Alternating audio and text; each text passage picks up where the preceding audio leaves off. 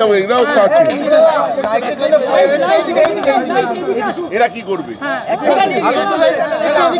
চলো ভাই, চলো চলো চলো চলো আস্তে আস্তে কোশ্চেন নিচ্ছে। আজকে আমরা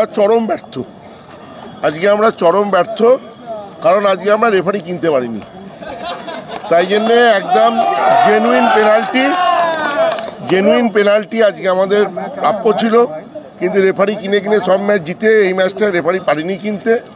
তো এটাতে আমরা খুব ব্যর্থ। যাই হোক, রেফারি না কিনেও যদি 3 গোলে যে জেতা যায় সেটা আজকে আমরা প্রমাণ করলাম। তাই জন্যই কিন্তু আমরা 1 নম্বরে আছি। এই পাঞ্জাবে মেসি এসছে, আমার বিপক্ষ তো 1, 2, 3-এর মধ্যে কথা বলো। এ কি 11, 9, 10 এদের সঙ্গে বিপক্ষ হয় নাকি?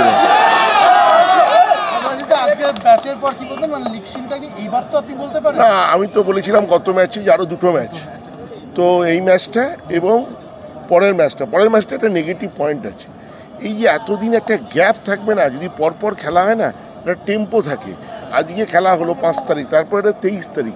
এতদিনের গ্যাপটা কিন্তু অনেক সময় ভালোও হয় যে প্লেয়াররা রেস্ট পাচ্ছে, কিন্তু অনেক সময় টেম্পোরাও নষ্ট হয়।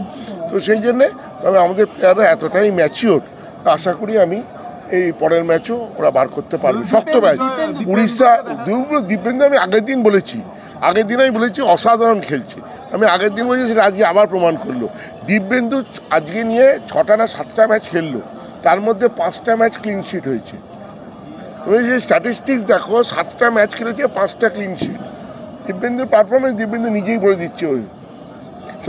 অন্য প্লেয়াররা এত ভালো প্লেয়ার আছে যে হয়তো সব ম্যাচে চান্স পাচ্ছে না, কিন্তু এটা প্রুভ হয়ে যাচ্ছে যে দিব্যেন্দু কতটা ভালো প্লেয়ার। মানে আমাদের যে সেকেন্ড লাইন আপ, আমরা যে এই যে ইউথ তৈরি করছি, অনেকে বলছে না বাঙালি প্লেয়ার মন মানে নেই, বাংলার প্লেয়ার তৈরি করতে পারছে না। আরে ভালো প্লেয়ার তৈরি করতে হবে তো আমরা ভালো প্লেয়ার তৈরি করছি, তাই ধীরে ধীরে তুলতে হবে, ছটফট করলে হবে না। আমরা ধীরে ধীরে ঠিক বাংলার প্লেয়ার নিয়ে আসবো।